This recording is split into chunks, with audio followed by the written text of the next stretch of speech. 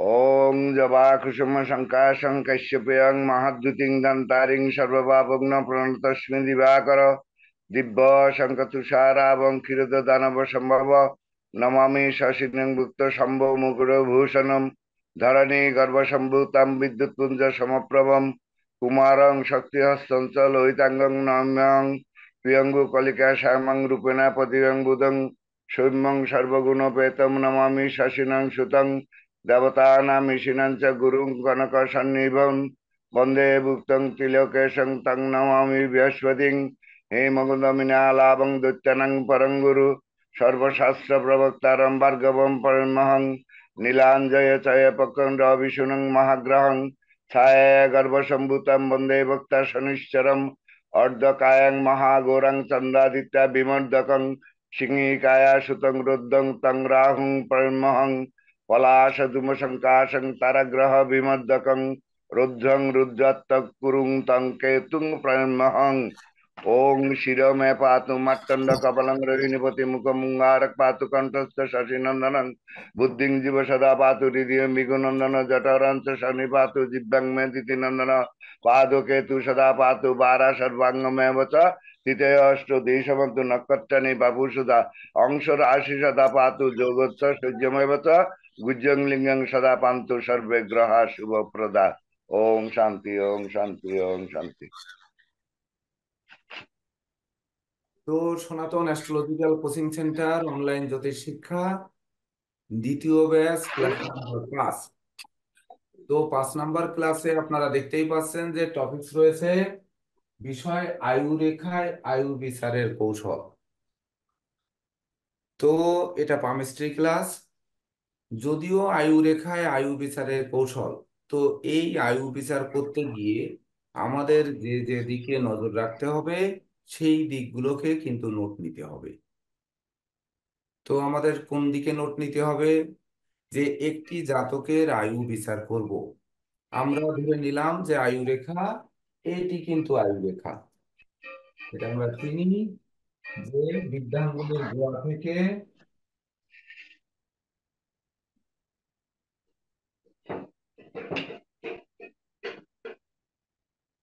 এই বৃদ্ধাঙ্গুলি গোড়া থেকে মণিবন্ধ পর্যন্ত যে রেখাটি আসে এটি হচ্ছে আয়ু রেখা। প্রত্যেকে দেখে নেবেন যে এই বরাবর যে রেখাটি আসে এটি আয়ু রেখা। তো আয়ু রেখা থেকে আয়ু বিচারের কৌশল, কৌশলটি কেমন? কৌশলটি হচ্ছে আয়ু রেখার শুরু থেকে শেষ পর্যন্ত আমাদের বয়স হচ্ছে 120 বছর। তো এই যে 120 বছর, এই 120 বছরের জাতক জাতিকা কতটুকু আয়ু পাবে? প্রসেনজিৎ পোদ্দার, আবারও বলছি ভিডিও অন করেন, ভিডিও অন করে ক্লাস করতে হবে। স্যার অন্যায় ক্ষমা করেন, একটু বাইরে আছি তো স্যার, এই জন্য বন্ধ। আচ্ছা, ক্লাসের সময় যদি আপনি বাইরে থাকেন তাহলে ক্লাসে মনোযোগ আসবে না, আর এই গুরুত্বপূর্ণ ক্লাসগুলো তখন দেখা যাচ্ছে নষ্ট হবে। এইটা সব সময়ের জন্য খেয়াল রাখতে হবে যে শুক্রবার ক্লাস হয় সকাল 8টা থেকে 11টা পর্যন্ত, সন্ধ্যা 6টা থেকে 9টা পর্যন্ত। তাহলে এই সময় আমাদের ঘরে থাকার চেষ্টা করতে হবে, যদিও ইমার্জেন্সি কোনো সময় বাইরে যাওয়া হয় সেটিও মনোযোগ যাতে থাকে সেদিকে নজর রাখতে হবে। তো এই যে 120 বছর, সহজ উপায় হচ্ছে এই 120 বছরের ঠিক মাঝ বরাবর স্কেল ধরে প্রথম অংশকে আমাদের 60 ধরতে হবে, পরের অংশ 60। তো আমরা প্রথম অংশকে 60 ধরলাম, পরের অংশকে আবার 60 ধরলাম। এইবার ঠিক তার মাঝ বরাবর আরেকটি করে দাগ দিলাম।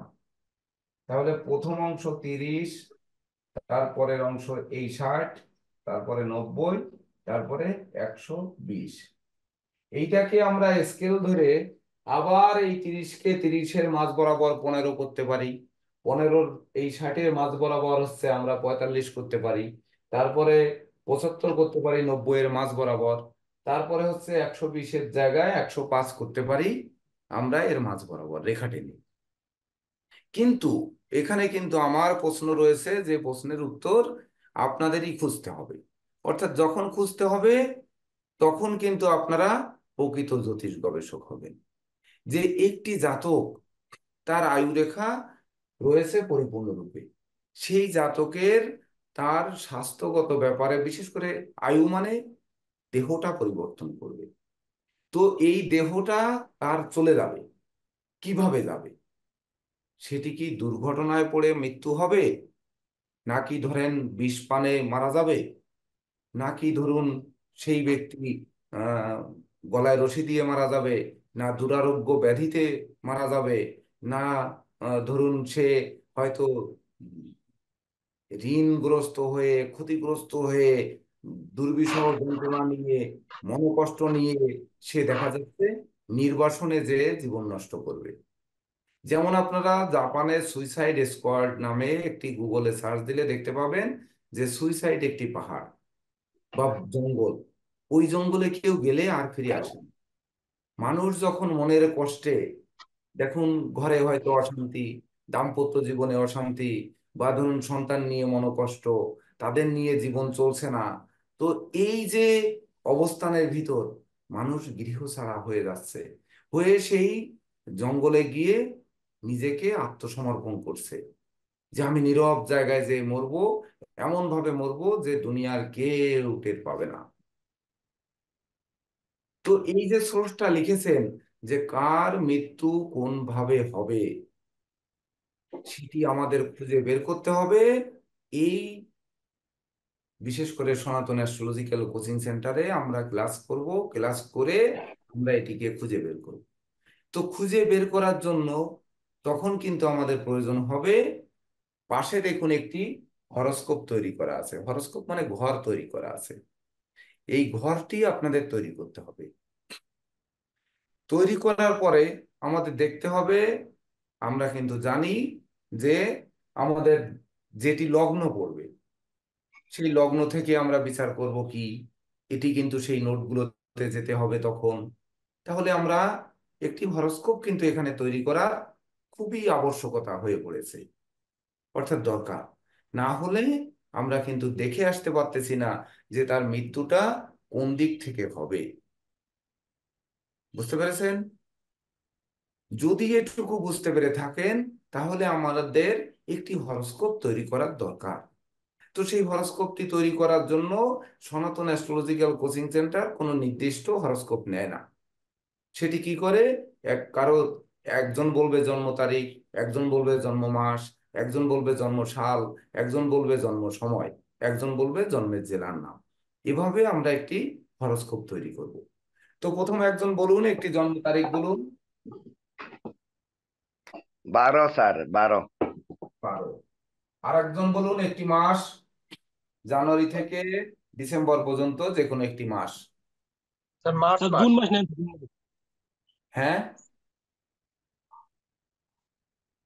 দুইজনে বলে ফেলেছেন। একজনে জুন বলেছেন, একজনে মার্চ বলেছেন। তো একজনেরটা নিলাম আমি, মার্চ মাস নিলাম। আর যিনি জুন বলেছেন তিনি বলুন সাল। স্যার 1999 সাল স্যার। 1999।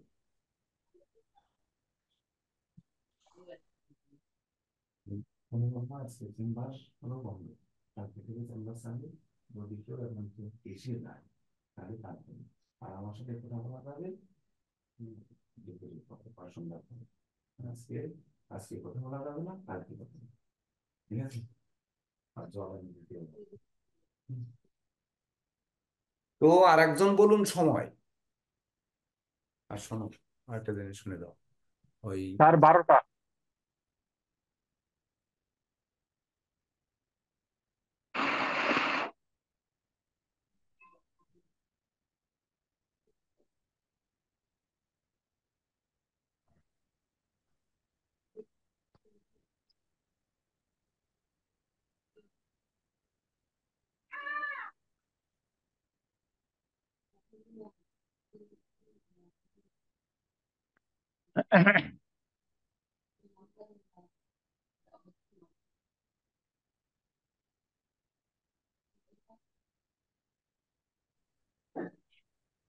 হ্যাঁ, তো সময় বলুন একজনে। 12টা সন্ধ্যা 12টা। 6টা স্যার। হুম, ঠিক। হ্যাঁ, কয়টা বলছেন? স্যার সন্ধ্যা 12টা 6টা স্যার। নিলাম সন্ধ্যা 6টা।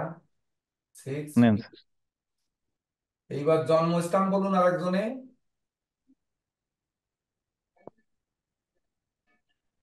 বলুন। স্যার ঢাকা।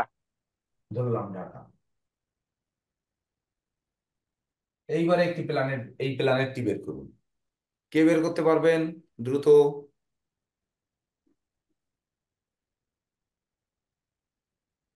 পারবেন এখানে কেউ প্ল্যানেট বের করতে? না স্যার। আচ্ছা, আমি বের করছি।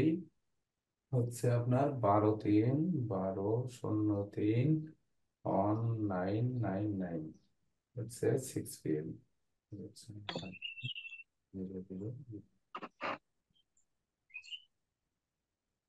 সবটা সবাই বসিয়ে নিন।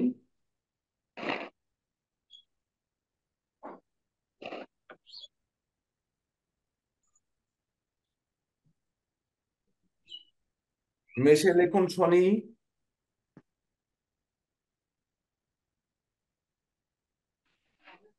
মেষে শনি। কর্কটে লিখুন বৃহস্পতি,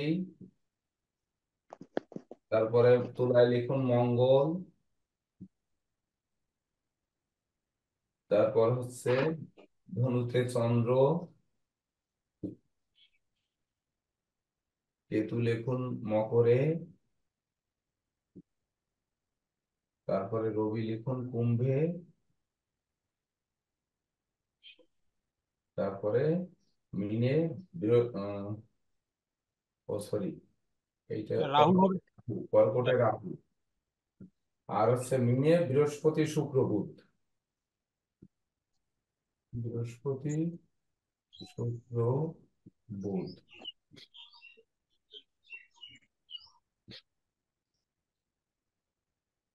লগ্ন হয়ে গেল।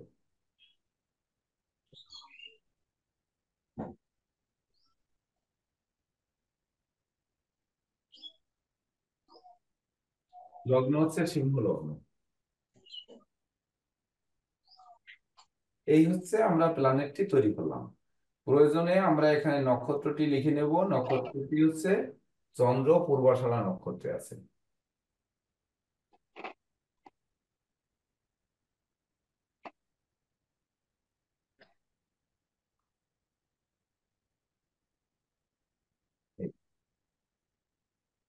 তো এইখানে কিন্তু আপনাদের কিছু নোট দেওয়া আছে। ওই নোটগুলো কিন্তু সারা জীবন লাগবে। যেমন আমরা কিন্তু লিখে দিয়েছিলাম যে লগ্ন থেকে কি বিচার করা হবে, 2 নাম্বার ঘর থেকে কি বিচার করা হবে, 3 নাম্বার ঘর থেকে কি বিচার করা হবে, 4 থেকে কি বিচার করা হবে, 5 থেকে, 6 থেকে, 7 থেকে, 8 থেকে, 9 থেকে, 10 থেকে, একাদশ থেকে, দ্বাদশ থেকে, এর কোন ঘর থেকে কি বিচার করা হবে আপনাদের লিখিয়ে দেওয়া হয়েছিল। তো ওই জায়গাটি কিন্তু এই আয়ু বিচারের ক্ষেত্রে কেন, সকল ক্লাসের ক্ষেত্রে আমাদের এটি কিন্তু সামনে আনতে হবে। এ না আইনে কোনো রকম উপায় নেই। তো যখনই আমাদের এই সামনে আনতে হবে, তখন কিন্তু আমাদের মনে পড়বে যে আমাদের লগ্ন থেকে শরীর স্বাস্থ্য বা দেহ মন বিচার করব। দেহ বিচার করব, মন বিচার করব, জীবিকা বিচার করব, এমনকি বিশেষ করে আমাদের শরীরে কি আছে এটা সব কিছু বিচার করব। তাহলে আমাদের মন কোন দিকে টানবে সেটি কিন্তু এই লগ্ন থেকে বিচার করে আসবে। যে আমাদের মন যখন টানবে যে আমরা সুইসাইড ইয়েতে যাব, ধরুন ওই সুইসাইড স্কোয়াডে বা সুইসাইড পাহাড়ে যাব, তখন না কিন্তু আমরা ছুটবো, নচেৎ ছুটবো না। এটি বিচার করতে হবে। ভেবে দেখুন আপনাদের যে কোন ঘর থেকে কি বিচার করব এগুলো আছে কিনা। যদি না থেকে থাকে তাহলে ওটি সামনের পরে নিয়ে আসতে হবে। ওই পেজটি কিন্তু আনার দরকার আছে। তখন আমরা চলে যাব, যখন এই লগ্ন থেকে দেখলাম, তাহলে 2 নাম্বার থেকে আমাদের মনে করতে হবে যে 2 নাম্বারে আমরা জানি ধন জন দলিলপত্র, অন্ন বস্ত্র বাসস্থান, তারপরে ধরুন আপনার আত্মীয় স্বজন, সম্পদ, এগুলো 2 নাম্বার থেকে আমরা বিচার করি। 3 নাম্বার থেকে ভাই বোন বিচার করি, ধৈর্য সাহস মনোবল জনবল এগুলো বিচার করি। তাহলে আমরা ধৈর্যশীল কিনা, মনোবল সম্পন্ন কিনা। তো ধৈর্য যদি আমার না থাকে তখন কিন্তু আমরা ছুটবো ওই অধৈর্য হয়ে। যেমন ধরুন ক্লাসে হয়তো আমার মনোযোগ নেই, ক্লাসে আমার ভালো লাগছে না, আমার বই পড়তে ভালো লাগছে না, আমার ভালো কিছু খেতে ভালো লাগছে না, উম, মানে ভালো কোথাও যেতে মনে চাচ্ছে না, তখন এই ধৈর্যচ্যুতি মানুষের ঘটে যাবে। যখন ঘটবে তখন মানুষ এই ক্লাস কেন, কোনো কিছুই ভালো লাগবে না। তখনই মানুষ বেছে নেবে ওই যে জীবন আমাদের কিভাবে ধ্বংস করা যায়। 4 নাম্বার ঘর থেকে বন্ধু মিত্র। বন্ধু মিত্র, জমি জমা, তারপরে মানে প্রাথমিক শিক্ষা এবং গৃহের সুখ শান্তি। তো এইবার ধরুন কেউ কুবন্ধুর সংস্পর্শে যে মদ খেলো, আবারও বলছি ভিডিও অন করুন। আজকে অক্ষয় তৃতীয়ার দিন, আজকে ক্লাসে কেন মন থাকবে না? ভিডিও অন করুন। তো ধরুন এই 4 নাম্বার থেকে আমরা আবার মায়ের স্বাস্থ্য বিচার করি। তো কোনো বন্ধু যখন শত্রু হবে, তখন সে কিন্তু মদ খাওয়া শিখাবে, জুয়া খেলা শিখাবে, ফাটকাবাজি শিখাবে, বারবনিতা শেখাবে, বেশ্যা সংসর্গ শিখাবে। এটি কিন্তু চতুর্থ ঘর থেকে শেখাবে।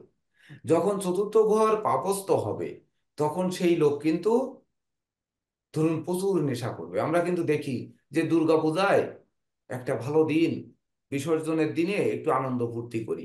আনন্দ ফুর্তি করার জন্য আমরা প্রচুর পরিমাণে নেশা করি। এই নেশার কারণে দেখা যাচ্ছে তার মৃত্যুবরণ করছে। পরে কিন্তু অনেক প্রশ্ন রয়েছে। এভাবে ক্লাস কিন্তু আজ পর্যন্ত সনাতন অ্যাস্ট্রোলজিক্যাল কোচিং সেন্টার পাইনি। তো ঠিক সেই জায়গায় যেতে আপনাদের আমি মনোযোগ আকর্ষণ করছি। তো যখনই দেখা যাচ্ছে এই চতুর্থ ঘর মানুষ যদি নেগেটিভ দিকে না যায়, ওই যদি কুবন্ধুর সংস্পর্শে না যায়, তাহলে তার মৃত্যুটি কুসংস্পর্শে হবে না, কুসংস্পর্শে হবে। মানুষ বলে যে কোথায় এই যে স্বর্গ নরক, আমরা মৃত্যুর পরে কোথায় যাব, এটা আমরা কেউ জানি না। বা এই পুনর্জন্ম আদৌ হয় কিনা আমরা জানি না। 84 লক্ষ মানে যোনি পরিবর্তনের করার পরে একবার পায় মানব জনম। সেই মানব জনম আমাদের কিভাবে শেষ হবে, এটাই কিন্তু আয়ু বিচারে বের করতে হবে। তো আমাদের শেষ হবে নাকি এই মানব জীবন অক্ষয় অব্যয় হয়ে থাকবে, এটি ওই 4 নাম্বার ঘর থেকে আমাদের বের করতে হবে। এবার আমরা আসবো 5 নাম্বার ঘর। কোনো জাতক পিতার হাতে মারা যাচ্ছে, আবার কোনো পিতা পুত্রের হাতে মারা যাচ্ছে, তাহলে পঞ্চম ঘর থেকে আমরা পিতা পুত্র বিচার করি। আবার বিদ্যা বুদ্ধি, শিক্ষা জ্ঞান গরিমা, সক্ষতা, পূর্বপুণ্য, স্মৃতিশক্তি, শ্রুতি শক্তি, মানে আমরা শুনিয়ে কতটা রাখতে পারবো, আমার স্মৃতিশক্তি কতটা জাগ্রত, এগুলো পঞ্চম ঘর থেকে বিচার করি। তাহলে সেই পঞ্চম ঘর থেকে ওটিও কিন্তু দেখতে হবে যে এই জাতক যে পিতা কর্তৃক মানে ঘাতক হবে কিনা, পিতা ওই সন্তানকে মেরে ফেলবে কিনা। অনেক জায়গায় কিন্তু দেখি সন্তানকে মেরে পিতা যে থানায় যে হাজির হচ্ছে, হচ্ছে না? আবার সন্তান বাবাকে পিটিয়ে মারছে না, মারছে, সেটি কিন্তু আমাদের বিচার করতে হবে পঞ্চম ঘর থেকে। তাহলে পঞ্চম ঘরে এখানে আরেকটি কথা বলে যাই, এই পঞ্চম ঘরে ধরুন শত্রু, ওই যখন দেখা যাচ্ছে পঞ্চম পতির শত্রু তার উপর রিয়াক্ট করেছে, যদিও এটি আপনারা এত সহজে বুঝবেন না, এটি আরো ধীরে ধীরে বুঝতে হবে। কিন্তু এই ক্লাসটি মনে রাখতে হবে আয়ু বিচারের ক্ষেত্রে, নচেত কিন্তু আর কোনোদিন আয়ু বিচার শেখা যাবে না।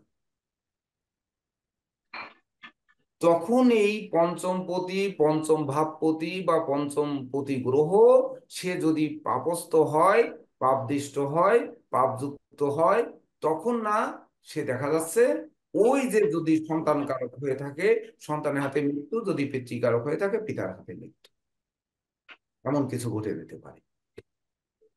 এবার আসবো 6 নাম্বার ঘর। 6 নাম্বার ঘরে লিখেছিলেন ঋণ, অস্ত্র শস্ত্র, অস্ত্রের আঘাতে মারা যাবো কিনা, অস্ত্রের ধাক্কায় আমার মৃত্যু হবে কিনা, গুলিতে হবে না কুড়ালের কোপে হবে না বটিতে হবে না দায়ে হবে, এটা কিন্তু আমরা চলে আসব ষষ্ঠ ঘর থেকে। সেই সঙ্গে রোগ, আমাদের কি কি রোগ ব্যাধি হতে পারে, সেই ব্যাধি পীড়ায় মরবো কিনা, তাছাড়া আমরা ভয়ে মরবো কিনা, অপমান অপদস্থ হয়ে মরবো কিনা, মানে ভীত সংশস্ত হয়ে আমরা এই যে হব কিনা, মানে মৃত্যুবরণ করবো কিনা। তো ভীত সংশস্ত কখন হয়? মানুষ ধরুন ওই যে ভূতে পেয়েছে, জিনে পেয়েছে, বা কোনো সন্ত্রাসী তাকে ভয় দেখিয়েছে, দেখানোর কারণে সে তার জীবিকা আর রাখতে চাচ্ছে না, তার জীবন আর রাখতে চাইছে না, যে এইভাবে তার হাতে মৃত্যুর থেকে আমার মৃত্যু ছেড়েও। এটিও কিন্তু ওই তখন মনের উপরে ইফেক্ট করতে পারে। কখন ষষ্ঠপতি মনের উপর ইফেক্ট করবে সেটিও আমাদের জেনে আসতে হবে। অর্থাৎ এই কিন্তু সূত্র দিয়ে যাওয়া হচ্ছে সনাতন অ্যাস্ট্রোলজিক্যাল কোচিং সেন্টারের। আপনারা হয়তো ভাবতে পারেন যে প্রথমেই এত কঠিন ক্লাস, এটি কিভাবে আমরা শিখব? তো এটি কিন্তু সূত্র, এটি সূত্র প্রয়োগ করা হচ্ছে। যেহেতু আয়ু রেখায় আয়ু বিচারের কৌশল, তো এটাই কিন্তু সূত্র, আমাদের এটি মাথায় রাখতে হবে। আমরা যদি আগে সূত্রই না শিখি, তো পরবর্তীতে আমরা আয়ু বিচার করব কিভাবে, এটি কিন্তু বুঝতে হবে। তো এইবার আসবো যে সপ্তম ঘর। সপ্তম সপ্তম ঘর। ঘর থেকে আমরা কি বিচার করি? যেমন কামনা বাসনা, লোক চরিত্র, মনের অভিলাষ, তারপরে ধরুন সহযোগীরা সহযোগিতা করবো কিনা, তাছাড়া আমরা কোনো পণ করে সেই পণে জিতবো কিনা, আমরা প্রতিযোগিতায় হারবো কিনা, এমনকি আহ, বিশেষ করে আমরা কোন দিকে ধাবিত হচ্ছি, কি করে ফেলবো, এটি সপ্তম ঘর থেকে বিচার করবো। তাছাড়া দাম্পত্য সুখ শান্তি ধন ঐশ্বর্য এগুলো তো বিচার করবোই। তাহলে ওই যে বললাম যে দাম্পত্য জীবনের আঘাতের কারণে আমরা মরবো কিনা, আমরা পণ করে মরবো কিনা, বা ধরুন বিশেষ করে ওই কামনা বাসনা ষড়রিপু নিয়ে আমরা জর্জরিত হয়ে অতিরিক্ত কামনা বাসনা কামান্ধ হয়ে আমরা মারা যাবো কিনা। এমনকি প্রেমিক প্রেমিকার হাতে মরবো কিনা। এমন আছে না যে প্রেম করে ডেকে নিয়ে যাচ্ছে, তাকে মেরে ফেলছে, এমন আছে না? আবার প্রেম করে নিয়ে গিয়ে তাকে ওই মেরে ফেলা, বহু রকমের মেরে ফেলা আছে। সেই রকমের মেরে ফেলা আমরা তো এখন সোশ্যাল মিডিয়ায়, মানে সংবাদ আমরা ঘরে বসেই কিন্তু জানতে পাই।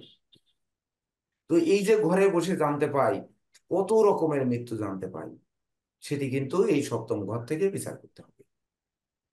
এইবার অষ্টম ঘর, প্রকৃত মৃত্যু স্থান। ঘর ৮, মৃত্যু কিভাবে হবে। আয়ু কিন্তু অষ্টম ঘর থেকে বিচার করা হবে। মনোকষ্ট, মনোবেদনা, মনোচঞ্চলতা সব অষ্টম ঘর থেকে বিচার করা হবে। মানুষ কখন মামলা মোকদ্দমায় পড়বে, কারাবাস বরণ করবে, অবশেষে ফাঁসির কাস্টে মৃত্যু হবে।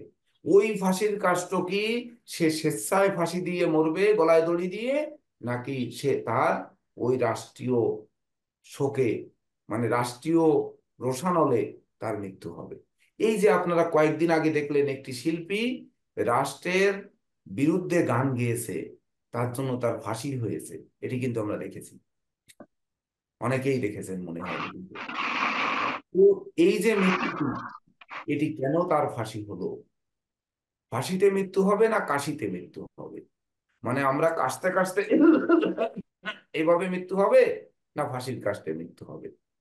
ওই যে মানুষ একটু জোকস করে বলে যে কর মাথা ফাঁক হয়ে গেছে, মানে এক জ্যোতিষ বাবু লিখেছেন যে কোষ্ঠীতে লিখেছেন তোমার কাশিতে মৃত্যু হবে। তো কাশি আমরা ক লিখি কিভাবে? এই যে ক লিখি, এই ধরেন এই, এইবার কয়াকার লিখেছে যে কাশিতে মৃত্যু হবে। ওরে বাবা, মানে কাশি ধামে মৃত্যু হবে, তাহলে ধরে নিয়েছে খুব সুন্দর জায়গায় মৃত্যু হবে, এটা তো খুবই ভালো।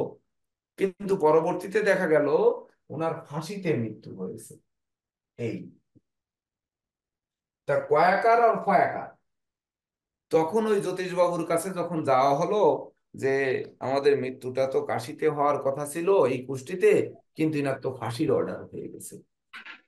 তখন জ্যোতিষবাবু বললেন কি, যে কর মাথা হয়ে গেছে, কর মাথা ফাঁকা হয়ে হয়ে গেছে, আমি লিখবো ফ, কিন্তু এই কয়ের মাথাটা জুড়ে গেছে, যার জন্য কাশি লেখা হয়েছিল, হবে ফাঁসি।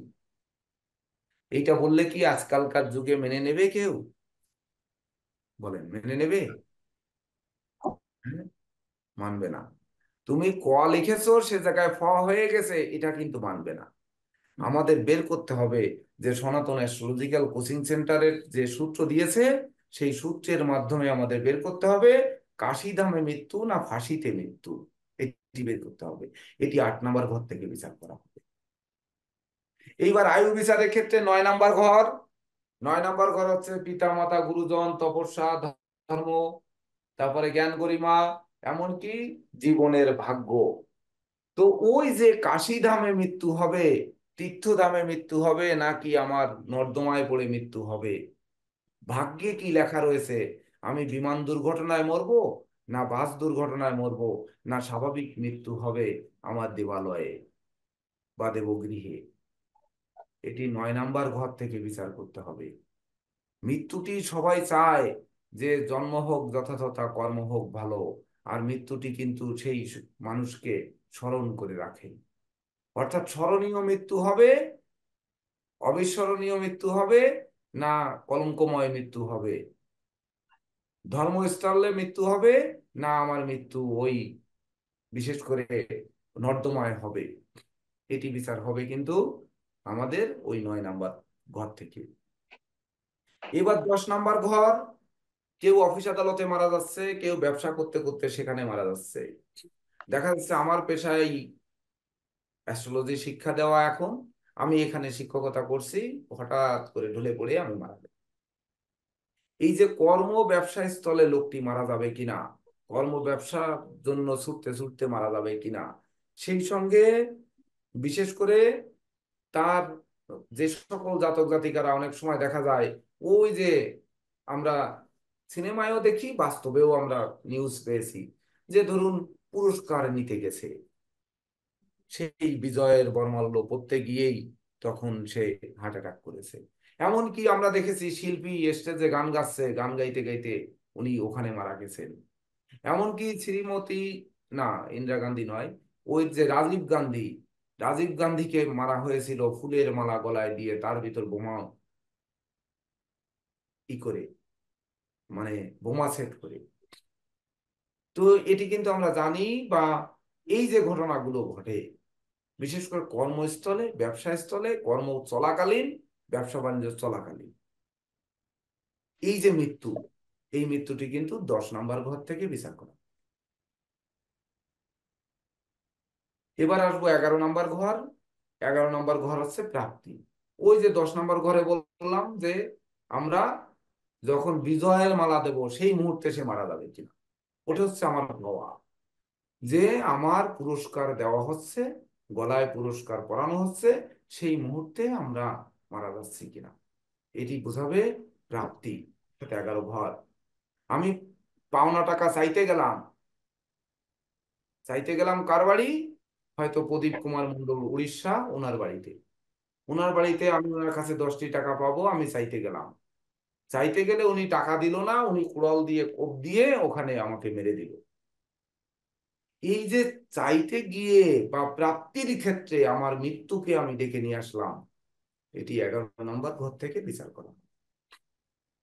আবার ওই যে বিজয়ের মালা দিতে গিয়ে আমার মৃত্যু হবে কিনা, সেটিও 11 নম্বর ঘর থেকে বিচার হবে। আবার দেখা যাচ্ছে সাধনে বসে মানুষ মারা যায়। আপনারা গৌতম বুদ্ধের মৃত্যু দেখেছেন বা শুনেছেন ইতিহাস? আমরা কি কখনো ত্রিপিটক পড়েছি? যদি পড়ে থাকি তাহলে জানবেন। যেমন ধরুন ভগবান বুদ্ধ সাধনা করতেন, যে গরমে যখন ঘামে ভগবান বুদ্ধ লাল হয়ে গেছেন, মৃত্যু আসে আসে ভাব, ওই মুহূর্তে শামুক, প্রচুর শামুক, 100 কতটা শামুক গিয়ে তার মাথার উপরে দাঁড়িয়েছে। ওই যে ভগবান বুদ্ধের মাথায় ওই যে টোল টোল টোল টোল দেখেন না, গোল গোল বল বল, এগুলো কিন্তু শামুক। ওই শামুক গিয়ে শামুক গায়ে লাগলে দেখবেন ঠান্ডা হয়ে আসে। শামুকের গায়ে ধরে এনে রাখবেন যে প্রচুর জল বের হয়, ইভেন কি কচ্ছপের গায়ের থেকেও বের হয়। তো ওই শামুক মাথার উপরে দিয়ে গৌতম বুদ্ধকে, ভগবান বুদ্ধকে একটু শান্ত করার চেষ্টা করা হয়েছে, মাথায় ছায়া দেওয়ার। তারপরে উনি সাধন করতে করতে মারা গেছেন। তো এই যে সাধন ভজনে সিদ্ধি লাভ করেছেন, তারপরে ওনার দেহাবসান ঘটেছে।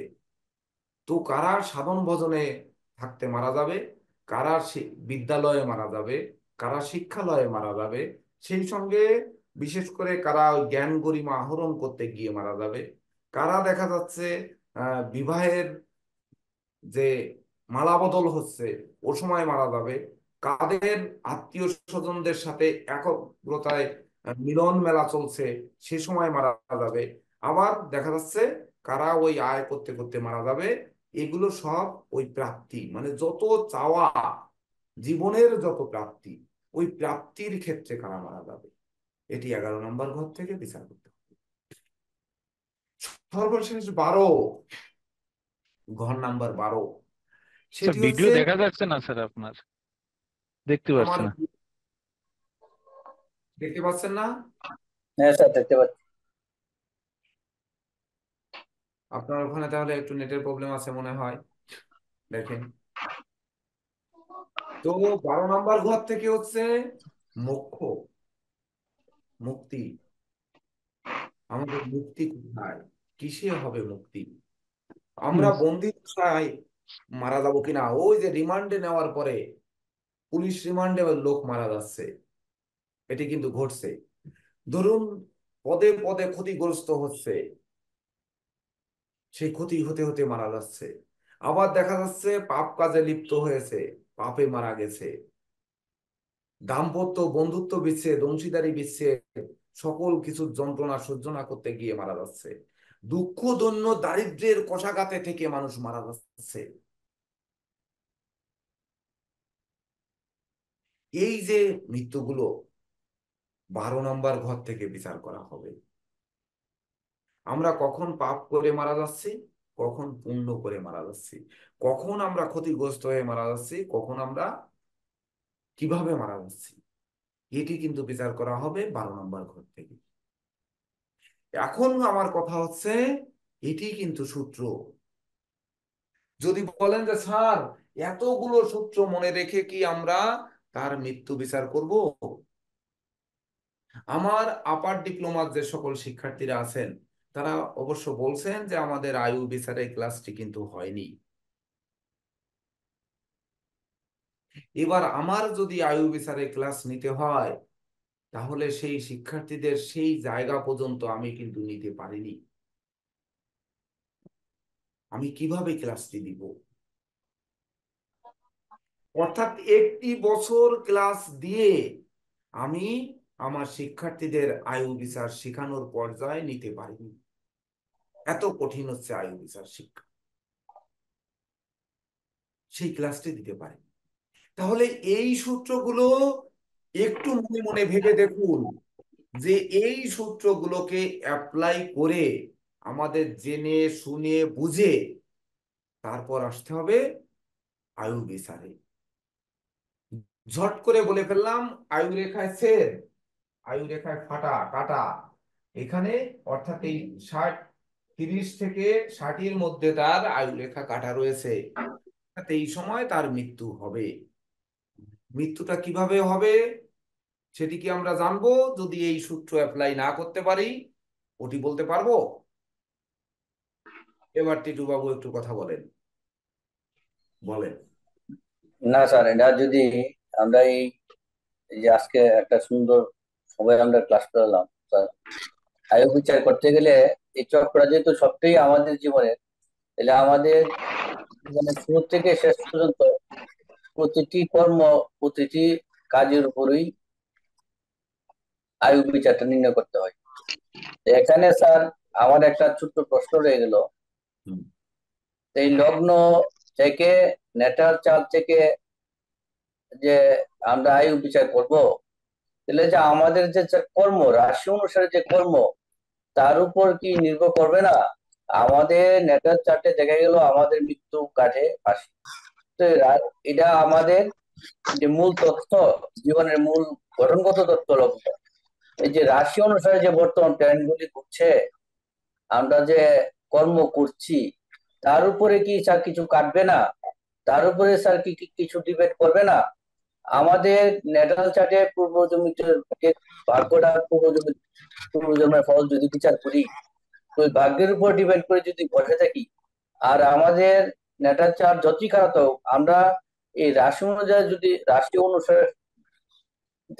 রাশি অনুসারে যদি সুন্দর কর্ম করি, সৎ নিষ্ঠা কর্ম করি, ভালোভাবে চলি, গুরুজনদের শ্রদ্ধা করি, আমাদের সামাজিক নিয়ম নীতি মেনে চলি, মানুষকে না ঠকাই, মানুষকে উপকার করি, তাহলে স্যার এগুলি কি কিছু পরিবর্তন হবে না? কিছু জায়গায় পাবো না আমরা? এটাও স্যার একটা আপনার কাছে প্রশ্ন। সুন্দর একটি প্রশ্নের উত্তর আগে দিয়ে যাই, দেখেন আরো কত সুন্দর প্রশ্ন বের হয়। ওই যে নবম ঘর থেকে বলেছি না ভাগ্য, আমার ভাগ্যে কি প্রাপ্তি রয়েছে, অর্থাৎ ওই গুরুজন দেবালয়ে মৃত্যু হবে নাকি আমাদের ওই নর্দমায় মৃত্যু হবে, এটি কিন্তু বলেছি। আমাদের কাশিতে মৃত্যু হবে না ফাঁসিতে মৃত্যু হবে, এটি কিন্তু নবম ঘর থেকে আসতে হবে। তাহলে যখন নবম ঘর দেখবো যে ভালো, ওই ব্যক্তিটি ভালো কর্ম করবে। আর যদি দেখি যে নবম ঘর ভালো নয়, তাহলে ওই লোকটি খারাপ কর্ম করবে। তাহলে সেই যে ধর্ম করবে, আজকে এই যে পবিত্র অক্ষয় তৃতীয়া, আজকের এই পবিত্রতার দিনে বা এই যে অক্ষয় মানে 365 দিনের মধ্যে তিন একটি বছর, সেই বছরের সব থেকে শুভ দিন হচ্ছে এই অক্ষয় তৃতীয়া, যেটি অক্ষয় অব্যয়। এদিন শুভ কাজ করলে শুভ ফল হবে, অশুভ কর্ম করলে অশুভ ফল হবে। তাহলে এই দিনে আমরা শুভ কাজ করছি না না অশুভ কাজের দিকে ধাবিত হচ্ছি, এটি নির্ণয় করবে কে? ওই ভাগ্যস্থান। তো যখন আমরা সেই ভাগ্যস্থান দেখব, ভাগ্যস্থানের অধিপতি গ্রহ যখন দেখব, দেখুন এখানে তাকিয়ে দেখুন যে ভাগ্যস্থানে আছে কে? শনি। সিংহ লগ্নের ক্ষেত্রে পাপ গ্রহ ষষ্ঠ এবং সপ্তমপতি শনি। এই জাতককে যদি ভাগ্যের গল্প শোনানো হয়, সেই শনি কিনা ভাগ্যস্থানে বসে আছে নিঃস্ত হয়ে, তো ভাগ্যের কথা শুনলে ওই যে বলে যে চোরায় না শুনে ধর্মের কাহিনী, সে যদি ধর্মের কাহিনী না শুনে, তাহলে সে ভালো কর্ম করবে না খারাপ কর্ম করবে, এটি কি আমরা বের করতে পারবো না? যদি বের করতে পারি, তখন তাদেরকে কি করতে পারি?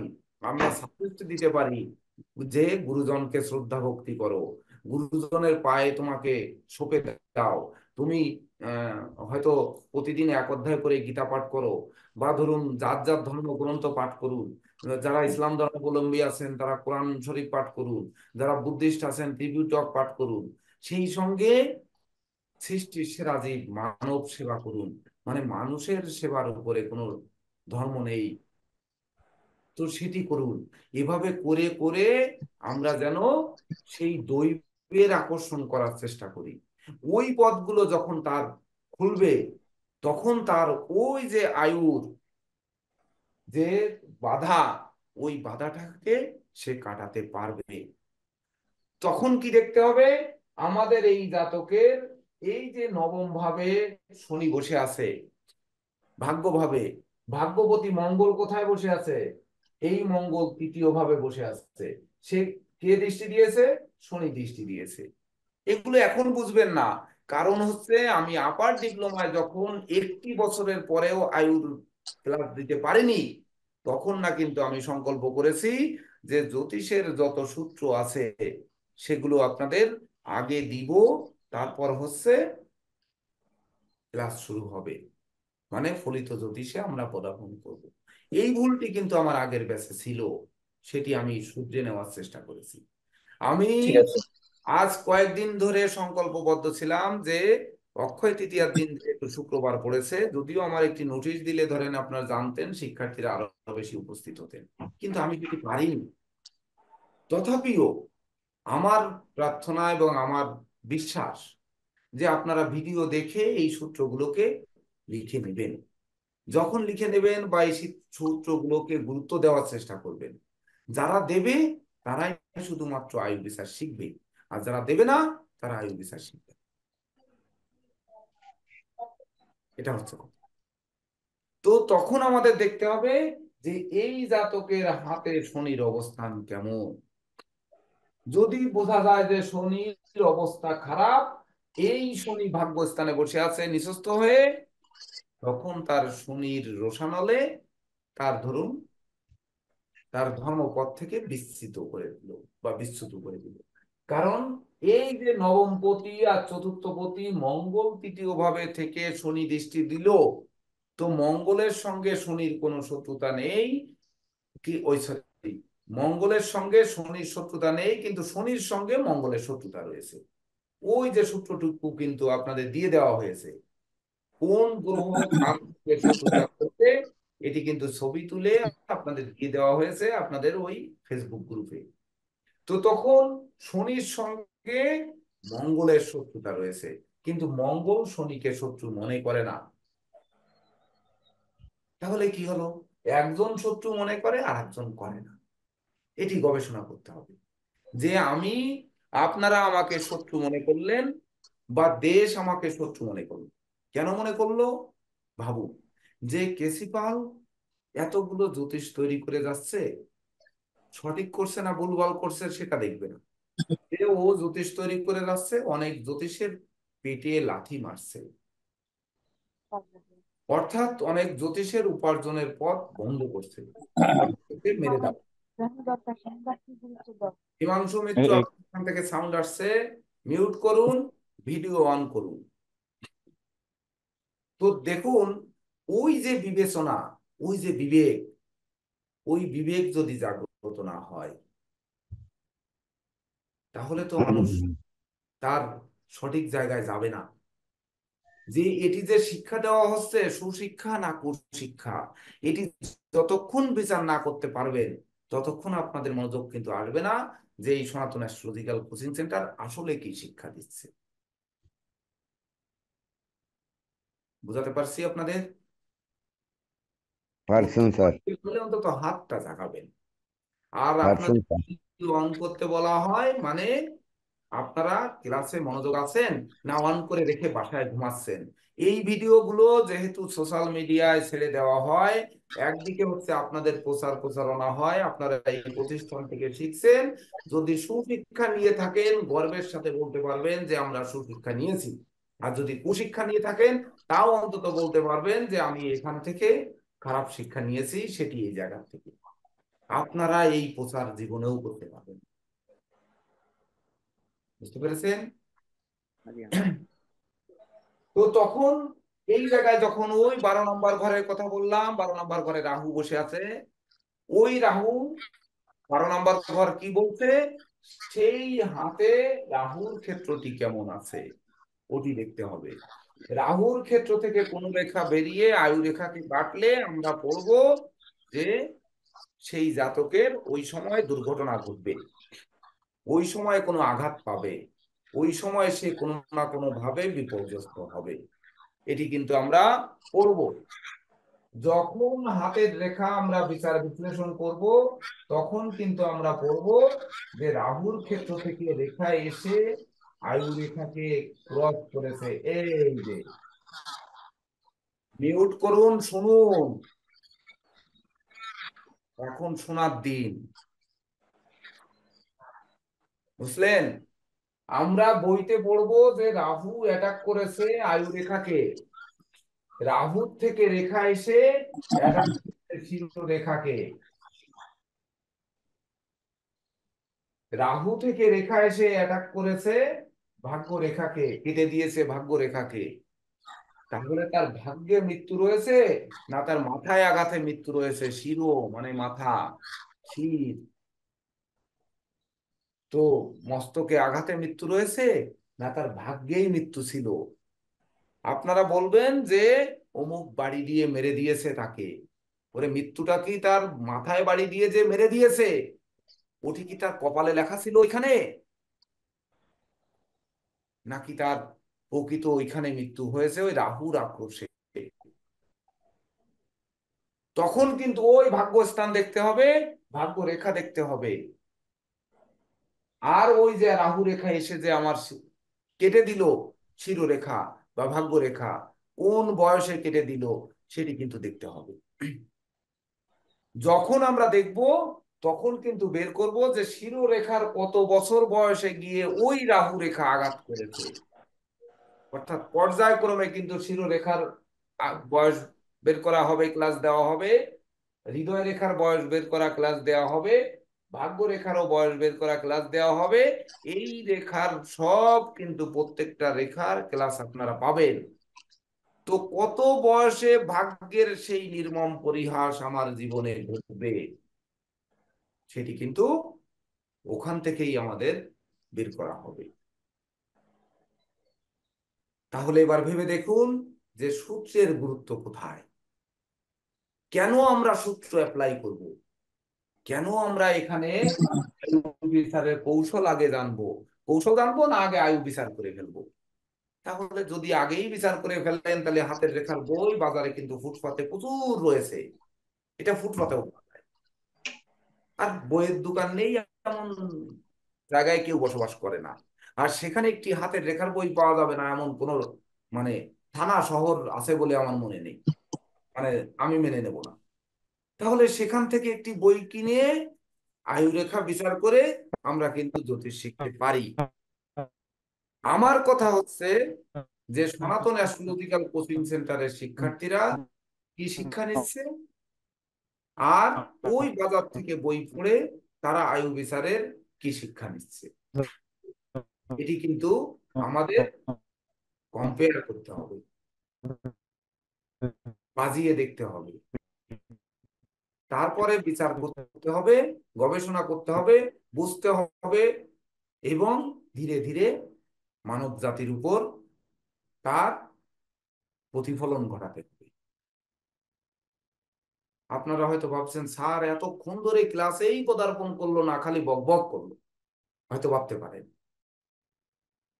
আমি যদি বকবক করি ত্রুটিটুকু আমার, যদি আপনারা প্রকৃত কিছু এখান থেকে নিয়ে না থাকেন। স্যার, বক বক না স্যার। এই তো এই যে বিষয়টি, তখন আমরা আবার কি দেখব, ধরুন রাহু ক্ষেত্র থেকে রেখা এসে চন্দ্রের ক্ষেত্রে অ্যাটাক করেছে। এইবার তখন দেখব এই জাতকের রাশি, রাশি কিনা আছে সে পঞ্চমে, সে আছে কোন নক্ষত্রে, পূর্বাষাঢ়া নক্ষত্রে। পূর্বাষাঢ়া নক্ষত্রের অধিপতি কে জানি আমরা, হ্যাঁ, শুক্র। সুন্দর, এই নোটটুকু আপনাদের দিয়ে দেওয়া হয়েছে। তো ওই যে শুক্র তার কোথায় আছে দেখুন, টান দিলে দেখুন অষ্টমে বসে আছে। ক্লাসটি কিন্তু হচ্ছে আয়ু, আয়ু বিচারের সূত্র, কৌশলটি শুধু বিচার করানো হচ্ছে না, কৌশলটি দেওয়া হচ্ছে। শুক্র কিনা সে অষ্টমে বসে আছে, বৃহস্পতিকে সঙ্গে নিয়ে, বুধকে সঙ্গে নিয়ে। তখন আমাদের আসতে হবে যে সিংহ লগ্ন সাপেক্ষে আমাদের কি লিখেছিলাম, বুধ আর শুক্র দুটি গ্রহ পাপ, এটি কিন্তু আপনাদের নোট দিয়েছিলাম। মঙ্গল আর বৃহস্পতি হচ্ছে শুভ, বৃহস্পতি শুক্রের সম্বন্ধ হলেও রাজযোগ হবে না।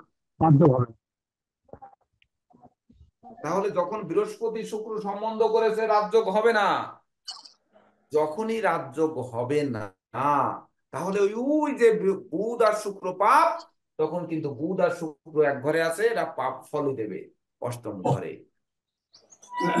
যদি রাহুর ক্ষেত্র থেকে রেখা এসে চন্দ্রের ক্ষেত্রেও যায়, রাহুর ক্ষেত্র থেকে রেখা এসে শুক্রের ক্ষেত্রেও যায়, রাহুর ক্ষেত্র থেকে রেখা এসে বুধের ক্ষেত্রেও যায়, সবকটি রেখা কিন্তু ঘাতক হবে। কোন দিকে ঘাতক হবে, রাহুর ক্ষেত্র থেকে রেখা এসে যদি বুধে যায়, বুদ্ধিভ্রংশতার জন্য তার মৃত্যু ঘটবে। বুদ্ধির মধ্যে যত রকম সাহিত্য আছে, খাটানোর দায়িত্ব বা ঢুকানোর দায়িত্ব আপনাদের। ধরুন আমি দুই একটি নোট বলে গেলাম, কিন্তু নোটের পরে সেই আর কোন কোন দিকে যাবে সেগুলোকে জোগাড় করে সংরক্ষণ করার দায়িত্ব আপনাদের মস্তিষ্ক। এখানে সবাই এডুকেটেড, এটি কিন্তু রাখতে হবে। যখন কিনা রাহুর ক্ষেত্র থেকে রেখা এসে, কারণ রাহু দ্বাদশে বসে আছে, রাহুর ক্ষেত্র থেকে রেখা এসে যখনই সে শুক্রকে অ্যাটাক করবে, শুক্রের ক্ষেত্রে পেঁচিয়ে আসবে বা শুক্রের ক্ষেত্রে জাল হবে, শুক্রের ক্ষেত্রে রাহু রেখা এসে অ্যাটাক করবে, সেটি আমাদের বুঝতে হবে যে ওই প্রেম প্রীতি সম্ভোগ রতি শক্তি কামনা বাসনা টাসনা এগুলো নিয়ে তার জীবন অবসান করতে পারে। ফলিত বলছি না, ফলিত যখন বলবো তখন নির্দিষ্ট জায়গায় নক করে কিন্তু বলবো যে এই কারণে তার জীবন অবসান করতে পারে, ফলাদেশ নয়। আজকে সূত্র সূত্র বোঝার জন্য, সূত্রের গুরুত্ব দেওয়ার জন্য। স্যার তাহলে হ্যাঁ, রাহু থেকে সোজা রেখা রবিকে যদি আক্রমণ করে, এটা মানে আরো বেশি চন্দ্রকে আক্রমণ করলে যেরকম রাহু থেকে রবিকে আক্রমণ করলে আরো, তাইলে এই মাথার গন্ডগোল হবে, মানে রবি যদি মাথা ধরা হয় রাহু থেকে নাম যশ খ্যাতি তো ধ্বংস করবি, রাহু থেকে একটা দেখা দেন না রবিতে। এইবার দেখুন বাবু, টিটু বাবু যে কথাটি বললেন, উনি কিন্তু আপনাদের স্যার। এরপরে ক্লাস কিন্তু আমি যখন শেষ করব তখন এই টপিকসের উপরে কিন্তু আপনাদের স্যার ক্লাস নেবেন। এই যে ক্লাস নেবেন, আজকে টপিকস কি খেয়াল রাখতে হবে। আয়ু রেখায় আয়ু বিসরের কৌশল জানানো হচ্ছে, আয়ু শেখানো হচ্ছে না আপনাদের, শুধু কৌশল শেখানো হচ্ছে। তাহলে কি হচ্ছে, আয়ুর রাহুর ক্ষেত্র থেকে রেখা রবির ক্ষেত্রে আসছে। এখানে আমাদের কি দেখতে হবে, ওই কালপুরুষের অঙ্গে গ্রহগণ দেখানো হয়েছে। রবি মস্তিষ্কের কারক গ্রহ। ওই যে উনি বললেন না যে আমাদের মস্তিষ্কে কিন্তু আঘাত হানবে, আবার শিরোরেখাও কিন্তু মস্তিষ্কে আঘাত হানবে। তো কালপুরুষের অঙ্গে কোন কোন গ্রহ রয়েছে, কোন জায়গায় কোন গ্রহ, কোন জায়গাকে কোন রাশি শাসন করে, কোন জায়গায় কোন নক্ষত্র রয়েছে, আমরা ডিম্ব চক্র যখন করব তখন কিন্তু ওই চক্রে চলে আসবে যে ওই জাতকের যে কোন গ্রহ কোন অঙ্গে রয়েছে। যদি সত্যি সত্যি জ্যোতিষ বলে কিছু দুনিয়ার বুকে থেকে থাকে, তাহলে কি হবে, ওই যে কালপুরুষের অঙ্গ, অর্থাৎ আমরা যখন ডিম্বচক্র তৈরি করব, যখন জাতকের নক্ষত্র অবস্থান করব, যখন শরীরে কোথায় নক্ষত্র অ্যাটাক করেছে, যেমন আপনারা পঞ্জিকার মাসের প্রথম একেবারে প্রথমে, একটু মিউট করুন, যে কোনো মাসের প্রথমে যখন আপনারা দেখতে পাবেন যে একটি একটি মাস বের করুন, যে কোনো মাসের প্রথমে দেখেন এই যে দেওয়া থাকে বৈশাখ মাসের মহাবিষুব সংক্রান্তি সঞ্চার গণনা। এই মহাবিষুব সংক্রান্তির সঞ্চার গণনা কেন দেওয়া থাকে আমরা এখনো খুঁজে দেখেছি কখনো? দেখেন এখানে দেওয়া আছে মস্তকে অমুক অমুক নক্ষত্র, পৃষ্ঠে অমুক অমুক নক্ষত্র, বাম হাতে অমুক অমুক নক্ষত্র, পাদদয়ে অমুক অমুক নক্ষত্র, নক্ষত্র সংখ্যা দেওয়া আছে দেখেন, ওই যে দেখা যায়। হ্যাঁ স্যার, দেখা যায়। মানেটা কি? কেন দেওয়া থাকে, যে হৃদয়ে দেওয়া রয়েছে 15, 16, 17, 18, 19, তো মস্তকে দেওয়া রয়েছে 5, 6, 7, 8, 9, 10, 11, মস্তকে দিয়ে দেওয়া রয়েছে ফল হচ্ছে রাজসু, ভ্রমণ এবং সখ্যতা। আর কি হয়েছে, হৃদয়ে দেওয়া রয়েছে 15, 16, 17, 18, 19। এই যে 15, 16, 17, 18, 19, মানে 15 হচ্ছে স্বাতী, 16 হচ্ছে বিশাখা, 17 হচ্ছে অনুরাধা, 18 হচ্ছে জ্যেষ্ঠা, 19 হচ্ছে মূলা। তো এই যে নক্ষত্রগুলো দেওয়া রয়েছে, সেখানে ফলাদেশ দেওয়া রয়েছে ধনা দক্ষতা, সঞ্চয়, মিত্র সমাগম। এইখানে ধরুন বাম হস্তে দেওয়া রয়েছে 23, 24, 25।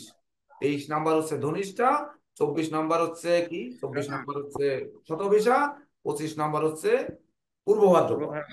তো এই যে বাম হস্তে দেওয়া রয়েছে বৈশাখ মাস, কিন্তু এটা 1431 সাল বৈশাখ মাসের প্রথম। তো বাম হস্তে দেওয়া রয়েছে দারিদ্র দশা, ঋণ এবং মহা দুঃখ।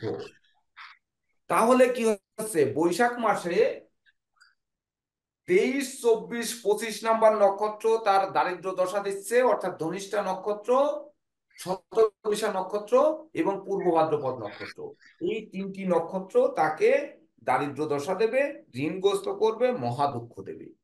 তাহলে ওই জাতকের ডিম্ব চক্রে যখন ওই নক্ষত্র থাকবে, ওই গ্রহাবস্থান যখন থাকবে তখন ওই গ্রহ হচ্ছে তার মস্তিষ্ক বিকৃতিতে মৃত্যু হবে, নাকি তার মাথায় আঘাত লেগে মৃত্যু হবে, তার মান যশ নষ্ট করবে, না আবার মান যশ ফিরিয়ে দেবে, ওটি কিন্তু ওইখান থেকে বিচার করতে হবে।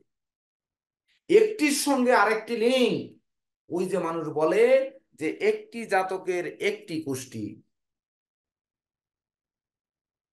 আপনারা অনেক দেশের সংবিধান এগুলো জানতে হবে, জ্যোতিষের সংবিধান কি এটিও জানতে হবে। যেমন ধরুন এই যে কানাডার প্রেসিডেন্ট জাস্টিস ট্রুডো, উনি একটি কথা বলেন যে আমার দেশের সংবিধান, আমার দেশে যে আশ্রয় প্রার্থী তাকে আগে যে যেভাবেই আসুক না কেন, আমার দেশের নাগরিক, সে চোর হোক, চিটিংবাজ হোক, বদমাইশ হোক, আমার নাগরিকের সুরক্ষা দেওয়া আমার দায়িত্ব। এটি কিন্তু ওনার বক্তব্যে বলেন অনেক সময়, আপনারা দেখবেন। যার জন্য বিশ্বের অনেক ভালো মানুষও কানাডায় যে আশ্রয় নেয়, খারাপ মানুষও যে আশ্রয় নেয়, কারণ ওখানে গেলে সরকার তাকে রক্ষা করবে। আবার অনেক দেশের সংবিধান আছে, যেমন ধরেন অ্যারাবিয়ান কান্ট্রি, চুরি করেছো হাত কেটে দাও, ডাকাতি করেছো বা কোনো কিছু করেছো সাথে সাথে জনসম্মুখে খাড়া দিয়ে কুপিয়ে মেরে দাও, একেবারে জাগায়, মানে জনসম্মুখের ফাঁসি। আবার অনেক দেশে রয়েছে ফাঁসির কাস্টে রায় হবে, বিচার হবে, বিচারের পরে রায় হবে, সেখানে তার। আবার ধরুন এই কিছুদিন আগে শুনছি, যেমন টিটু বাবু ইন্ডিয়ান মানুষ, দেবদাস কাজী ইন্ডিয়ান মানুষ, আহ প্রদীপ কুমার মন্ডল ইন্ডিয়ান মানুষ। ওখানে কি হচ্ছে, অনেক বড় রাষ্ট্র, 27টি রাজ্য, যেখানে হচ্ছে আগে লোকসভা নির্বাচন হতো, এত যাবৎ স্বাধীনতার পরে 1947 সাল থেকে লোকসভা নির্বাচন হয় আর রাজ্যসভা নির্বাচন হয়। রাজ্যসভা বলতে ওই বিধানসভা, মানে যেগুলো রাজ্যগুলো আছে, রাজ্যের ওই কি ওকে ওই মুখ্যমন্ত্রী প্লাস হচ্ছে মন্ত্রী পরিষদ গঠন। যেমন আমাদের বাংলাদেশে সিটি কর্পোরেশন, ছোট রাষ্ট্র, একদিনে জাতীয় নির্বাচন, সিটি কর্পোরেশনেও সিটির দায়িত্ব থাকে সেই নগর পিতার কাছে, এটা আলাদা নির্বাচন হয়। ঠিক ততনরূপ যেমন লোকাল এলাকায় চেয়ারম্যান নির্বাচন হয়, মেম্বার নির্বাচন হয়, এরকম। তো এই যে নির্বাচনটি হচ্ছে এখন, এই যে বিজেপি সরকার, উনি কি বলছেন, এক দেশ এক ভোট, মানে একদিনে ভোট হবে, ভোট হয়ে এবার বিধানসভা লোকসভা সব এক। বারবার আমরা ভোটের জন্য সময় নষ্ট করি, তার মানে কি, এটি একটি সংবিধান বা একটি সংসদে পাশ হবে, পাশ হলে ওইটি কিন্তু আমাদের মানতে হবে। তো সনাতন অ্যাস্ট্রোলজিক্যাল কোচিং সেন্টারের এই অক্ষয় তৃতীয়ার দিনে আমাদের সূত্র হচ্ছে যে আমাদের সূত্র মানতে হবে, আমাদের সংবিধান মানতে হবে, তবেই না আমাদের জ্যোতিষ শিক্ষা লাভ করতে হবে। সূত্র না মানলাম, সংবিধান মানলাম না, আমরা শুধু আয়ুরেখা কাটা দেখে আয়ু বিচার করে দিলাম, শিরোরেখা কাটা দেখে শিরোরেখার মাথায় আঘাত লাগবে, মেরুদণ্ড ভাঙবে, দুঃখে পড়বে, শোকে পড়বে, বা ইত্যাদি ইত্যাদি ইত্যাদি ইত্যাদি বলে দিলাম, হবে না। হৃদয় রেখায় কেটে দিয়েছে, হৃদয় রেখা ভেঙে গিয়েছে, তার হৃদয় ভেঙে যাবে, এই বয়সে হৃদয় ভেঙে যাবে, কিন্তু হৃদয়টা কোন কারণে ভাঙবে?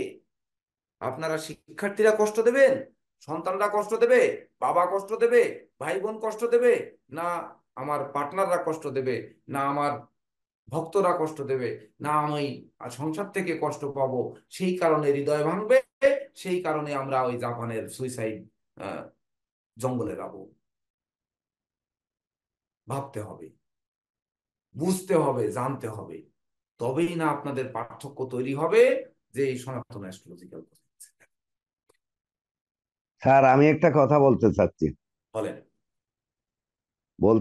যে এতক্ষণ পর্যন্ত আপনার আলোচনার ভিতরে যেটা আসছে, এগুলো নেগেটিভ সাইড গুলো আসছে, কিন্তু পজিটিভ কোনো সাইড আছে কিনা? এবং আমরা তো শুনেছি যে বা জানি যে আপনার রাহুর প্রভাবে আপনার বিলিয়ন ট্রিলিয়ন ডলারের আপনার ওটা নিয়ে মালিক হয়েছে। সুন্দর প্রশ্ন করেছেন।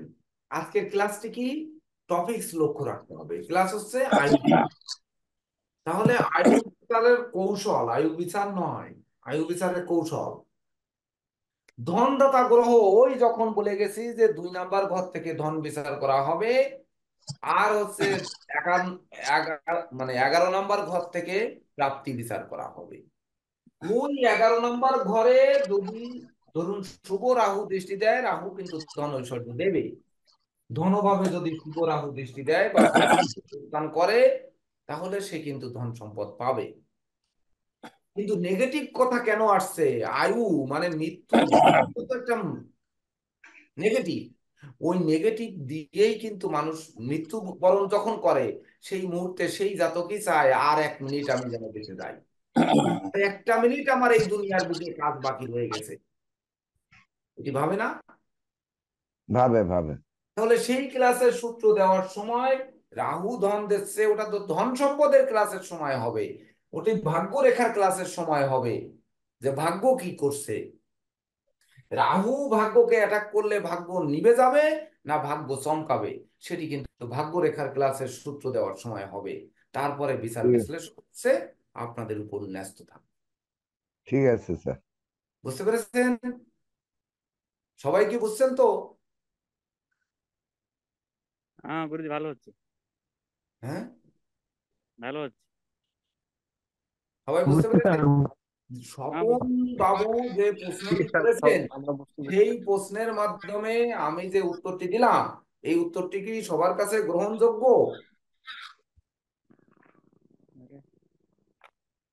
নাকি? ধন বিচারের ক্ষেত্রে ওই বিষয়টা আরে না স্যার, আমি একটু একটু ডিস্টার্ব করি স্যার। ওই উনি যে প্রশ্ন করছে যে আপনি তো সবগুলি নেগেটিভ বললেন, রাহু হ্যাঁ, কি শুভ ফল দেয় না? বা হুম, রাহু তো মানুষকে মতি মিষ্টারও বানায়, হুম, হুম, রাহু তো স্মার্টনেসও দেয়, হুম, হুম, হুম। রাহু তো আপনি জুয়া ফাটকা ব্যবসার মধ্যে অনেক কিছু দেয়। তো এগুলি তো এই যখন ধন দেবে বা রাহু কোন কোন করতে ভালো ফল দেয় খারাপ ফল দেবে, যখন ক্লাস হবে তখন তো জানতে পারবে নিশ্চয়ই। তারপরে যেহেতু প্রশ্নটা করেছে, আমি আপনার অনুপস্থিতিতে উত্তরটা দিয়ে দেবো স্যার। আচ্ছা, উত্তর আমি যেটা দিয়েছি সেটা কি আসলে গ্রহণযোগ্য কিনা পরের অংশ তো আমি বলবো, বলবো না এটা কি হয়েছে, আপনাদের কাছ থেকে কেন জানতে চাচ্ছি, আপনারা মনোযোগ ছিল কিনা তার জন্য জানতে চাচ্ছি। যে এইরকম উনি প্রশ্ন করলেন, কে কে মন দিয়ে শুনেছেন, তার উত্তরটি কি শুনেছেন, যে রাহু দেবে কি দেবে না, ওই যে একাদশ ঘর থেকে প্রাপ্তি আছে কি নেই, আজকে উনি উত্তরটা পাবে কি পাবে না, উনার প্ল্যানেট, উনার গোচর প্ল্যানেট, উনার হাত বলবে না যে উনি উত্তরটা পাবে নাকি উনি এখান থেকে ফিরে যাবে। এটা হবে না, হবে না। এইবার রাহু কিনা বসে আছে দ্বাদশে ব্যয়ের ঘরে, ছকটির দিকে নজর রেখে আমি সূত্র দিচ্ছি, সেই সূত্রটা দিতে হবে না। হুম, ঠিক আছে। ব্যয়ের ঘর থেকে রাহু দৃষ্টি দিল কোথায়? ষষ্ঠে। হুম, রাহু দৃষ্টি দিল কোথায়? চতুর্থে। রাহু দৃষ্টি দিল অষ্টমে, অষ্টমে। লগ্নে। আর রাহু দৃষ্টি দিল লগ্নের উপর। লগ্নে। তাহলে রাহু লগ্নে দৃষ্টি দিল, মানে ওই শরীর দেহ মন, রাহু চতুর্থে দৃষ্টি, মানে তার নবম দৃষ্টি চতুর্থে দিল, দ্বাদশ দৃষ্টি লগ্নে দিল, নবম দৃষ্টি দিল চতুর্থ ভাবে, সেটি মঙ্গলের ঘরে, তার শত্রু গৃহে। রাহু তার ষষ্ঠে সপ্তম দৃষ্টি দিল, সেটি শনির গৃহে, সেখানে সে শান্ত হবে। রাহু চন্দ্রের গৃহে বসে সে গ্রহণ যোগ তৈরি করলো দ্বাদশ ঘরে। এই রাহু কিনা তার পঞ্চম দৃষ্টি দিল অষ্টম ভাবে। তাহলে এই রাহু দেবে নাকি অন্য রাহু দেবে? কোন রাহু দেবে? ঝটকা উপার্জন যখন দেবে, ওই যে আমরা বলেছি না যে কেতু 2 নাম্বার ঘর, 9, 10, 11 নাম্বার ঘরে কেতু শুভ ফল দেবে। যখন 2 নাম্বার ঘরে কেতু থাকবে, তখন সেই ব্যক্তির 8 নাম্বার ঘরে কিন্তু রাহু থাকবে। যখন 9 নাম্বার ঘরে রাহু থাকবে, তখন তার 3 নাম্বার ঘরে কিন্তু কেতু থাকবে। ওই সরি, যখন তার 9 নাম্বার ঘরে কেতু থাকবে, তখন তার 3 নাম্বার ঘরে কিন্তু রাহু থাকছে।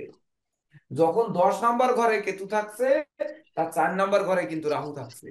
যখন 11 নাম্বার ঘরে রাহু থাকছে, তার 5 নাম্বার ঘরে কিন্তু ওই 11 নাম্বার ঘরে কেতু থাকছে, তখন তার 5 নাম্বার ঘরে রাহু থাকছে। ফলে আপনারা যখন আমি এই কথাগুলো বলেছিলাম তখন কিন্তু প্রশ্ন কি যে স্যার আপনি যে ক্লাসে বলেন যে 2, 9, 10, 11 নাম্বার ঘরে কেতু শুভ ফল দিয়ে থাকে, তাহলে 2 নাম্বার ঘরে কেতু শুভ ফল দিয়ে থাকে, আরে অষ্টমে রাহু সেই তো মেরে দেয়। এই প্রশ্ন তো করেন নাই। এটা দেখেন, আমার প্রশ্ন একটা আছে স্যার, এই দেখুন প্রশ্নটা। না অনুধাবন করুন একটু। যখন কিনা আচ্ছা, 9-এ কেতু তখন 3-এ রাহু, তাহলে তার ভাই বোনের সাথে দ্বন্দ্ব, কলহ, বিবাদ, ধৈর্য, সাহস, মনোবল ভেঙে দিচ্ছে। নো, এই রাহু কিন্তু তখন ভাই বোনের কাছ থেকে পাচ্ছে, এমনকি তার ধৈর্য, সাহস, মনোবল বাড়াচ্ছে। এই কেতু যখন দশমে থাকছে তখন কিন্তু চতুর্থ ভাবে রাহু থাকছে। এই চতুর্থে রাহু কিন্তু তার মিত্র সমাগম ঘটাচ্ছে, মায়ের আশীর্বাদ পাচ্ছে, বন্ধুত্বের সহযোগিতা পাচ্ছে, এমনকি সখ্যতা নিয়ে সে বাঁচছে। যদি না, এখানে আরেকটি প্রশ্ন কিন্তু থেকে যায়, যদি না ওই যে নিউটনের, বিশ্ববিখ্যাত বিজ্ঞানী নিউটনের সূত্রে আসতে হবে এখানে। প্রথম সূত্র হচ্ছে, কোন গতিশীল বস্তু চিরকাল সমবেগে সরল পথে চলতে থাকবে যদি না কোনো বহির্বল বাধার সৃষ্টি না করে। মানে বহির্বল যদি বাধা সৃষ্টি না করে তাহলে গতিশীল মানে বস্তু চিরকাল সমবেগে সরল পথে চলতে থাকবে। তার মানে কি, আমার ক্লাস যদি আজকে 11টায় শেষ হওয়ার না থাকে, তাহলে কেউ যদি ওই সময় বাধা, আপনাদের অপারগতা, আপনাদের মোবাইলে চার্জ নেই, আপনাদের ইচ্ছা নেই, আমার ইচ্ছা নেই, আমার শরীরে কুলাচ্ছে না, এগুলো যদি না হয় তাহলে ক্লাসটি সরল পথে চলতে থাকে। আচ্ছা, স্যার। ঠিক তো? ঠিক ঠিক স্যার। কি হলো? বলছি তো হাত জাগাবেন, নচেত কি করবেন। ঠিক ঠিক ঠিক ঠিক আছে। ঠিক স্যার। 2 নাম্বার সূত্র কি বলেছে? 2 নাম্বার, ওনার 2 নাম্বার সূত্র কি? আচ্ছা স্যার, এখানে চতুর্থ ঘরে আপনি বললেন রাহু এখানে শুভ ফল দিবে, যদি রাহু যদি এখানে অন্য কোন গ্রহ দৃষ্ট বা যুক্ত থাকে বা পাপ ঘরে থাকে বা কোনো। উত্তর আসার জন্যই তো এই কথাগুলো বলছি। এই কথাগুলো আসছি তো ওইটা বলার জন্য। আচ্ছা। তাহলে দেখুন, বহির্বল বাধা সৃষ্টি করবে, কোন বহির্বল বাধা সৃষ্টি করলে তবেই না সে থামবে। একটি ট্রেন পাটির পথে চলছে, চলতে চলতে ইঞ্জিন বন্ধ হয়ে গেছে, ও তার বাতাসের বাধায়, তার চাকার ঘর্ষণ, যে কোনো ভাবে তার ওয়েট, সবকিছু মিলে সে একটা সময় থেমে যাবে। তাহলে এই যে চতুর্থ ভাবস্থ রাহু, যখন দশমে কেতু থাকছে, চতুর্থে রাহু থাকছে, এই দশমস্থ কেতু বা চতুর্থে রাহু, এই চতুর্থস্থ রাহু যদি পাপ গ্রহ যুক্ত, পাপ গ্রহ দৃষ্ট না হয়, তখন না ওই জাতক, মানে রাহু তার শত্রু গৃহগত, শত্রু দৃষ্ট বা শত্রু যুক্ত না থাকে, তখন তো তখন না ওই বহির্বল বাধা করবে না। তখন কিন্তু ওই রাহু তার মায়ের সহযোগিতা দেবে, বন্ধু বান্ধবের সহযোগিতা দেবে, অংশীদারি সহযোগিতা দেবে, ঘরে শান্তি ভরপুর করবে। আর যখন বাধা দেবে তখন এইসব দিকে থাকবে না। যখন থাকবে না তখন ওই রাহুর সম্পদ সম্পত্তি দেওয়ার সক্ষমতা দূর হয়ে যাবে, ওটি আর থাকবে না। বুঝতে পারছেন দেবদাস বাবু? যখন বলেছি একাদশে কেতু শুভ ফলদাতা, তখন তো পঞ্চমে রাহু থাকছে। এই পঞ্চমে রাহু, যদি রাহুর সঙ্গে শত্রুকে রবি, চন্দ্র, মঙ্গল, এই রবি চন্দ্র মঙ্গল যুক্ত বা রবি চন্দ্র মঙ্গল দৃষ্ট বা রবি চন্দ্র মঙ্গলের ঘরে যদি রাহু অবস্থান না করে থাকে, তাহলে কি হবে? তাহলে পঞ্চম ঘর থেকে পিতার ধন সম্পদ সম্পত্তি পাবে, বিদ্যা বুদ্ধি দিয়ে পাবে, কর্ম ব্যবসা বাণিজ্যে বসের মন যোগাবে, ঘন ঘন পদোন্নতি পাবে, বড় বড় অর্ডার পাবে, জীবন তার বদলে দেবে। আর সেই ঘরের মালিক সূত্রে স্যার? তো সেই সূত্রে তো আমরা আসিনি এখনো, আসছি। এইবার পঞ্চমপতি যদি রাজযোগের কারক হয় তাহলে শুভ ফলগুলো দেবে, না হলে অশুভ ফল দেবে। ঠিক আছে স্যার। গুরুজি ক্ষমা করবেন, একটা কোশ্চেন বলি। হ্যাঁ, যে রাহু তো 4টা দৃষ্টি, 5 নম্বর, 7 নম্বর, 9 নম্বর, 12 নম্বর, তো ওর মধ্যে তো 4টা দৃষ্টি তো কোন শুভ ফল দেয় না। কখনোই শুভ ফল দেয় না। না, ও তো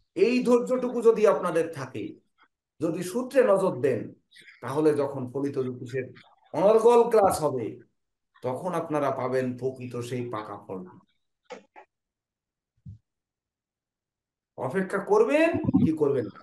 যারা করবে তারা সনাতন অ্যাস্ট্রোলজিক্যাল কোচিং সেন্টারে ক্লাস করবে, আর যারা করবে না তারা অনেক প্রতিষ্ঠান আছে, গেলে উনি পাকা ফলওয়ালা গাছ দেবে, সেই গাছটা কিনে নিয়ে চলে আসবেন।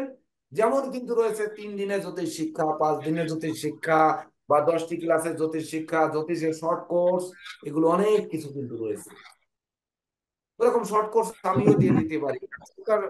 শর্ট কোর্স দেব, মানে 100টি প্রশ্নের উত্তর দেব, ওই 100টির মধ্যে আপনার 10-15টি মেরে দেবেন, যেটা মেরে দেবেন সেটাই তার জন্য লাগবে, ওটা আমি দিয়ে দিতে পারি। মাত্র 3 ঘন্টার একটি ক্লাস দেব, তাতেই আপনারা জ্যোতিষ করে খাবেন। তার জন্য একটু টিকি ধরার জন্য ওই আবির আপনারা কিনে নেবেন, আর হচ্ছে ভালো ধুতি কিনে নেবেন, পাঞ্জাবি কিনে নেবেন, সঙ্গে রুদ্রাক্ষের মালা কিনে নেবেন। এগুলো সব কেনার দায়িত্ব আপনাদের, কিন্তু 3 ঘন্টায় আমি শর্ট কোর্স আপনাদের দিয়ে দিতে পারি। ওটা আগে চলতো স্যার, এখন চলবে না।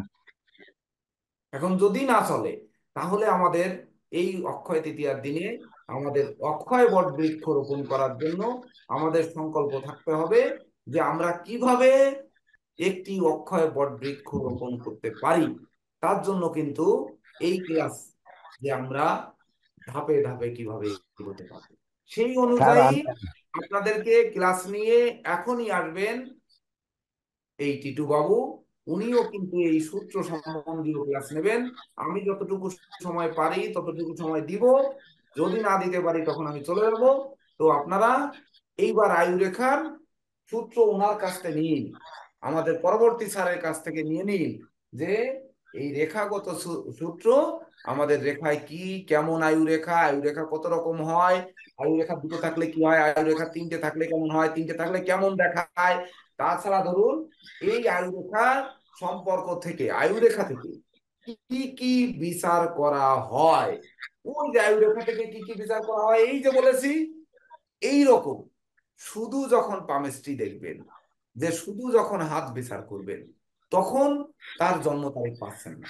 যখন জন্ম তারিখ পাচ্ছেন না, ওই হোরারি অ্যাস্ট্রোলজি গোচর ছক থেকে, বা যে ব্যক্তি আজকের তারিখে, যেমন আপনি আয়ু বিচার করতে আসছেন, আপনার হাত দেখাতে আসছেন আয়ু বিচার করতে, তো তারিখটি 10, মাসটি হচ্ছে 6, সালটি হচ্ছে 2024, তাহলে যোগ 1 যোগ 6 যোগ 8 সমান 6, মানে শুক্র।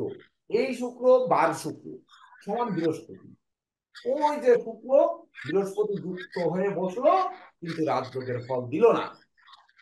তাহলে কি হলো? দেবগুরু আর দৈত্যগুরু দুইজনের মিলন ঘটলো, তেল আর জল। একজন কিন্তু শুক্র শুধু দৈত্যগুরু নয়, সে শিক্ষাগুরু, সে শিল্প সাধনা জ্ঞান গরিমা শিক্ষকতা এগুলো শুক্রই দেয়। আবার বৃহস্পতি প্রতিষ্ঠা দেয়, যশ দেয়, সম্মান দেয়, সব কিছু দেয়।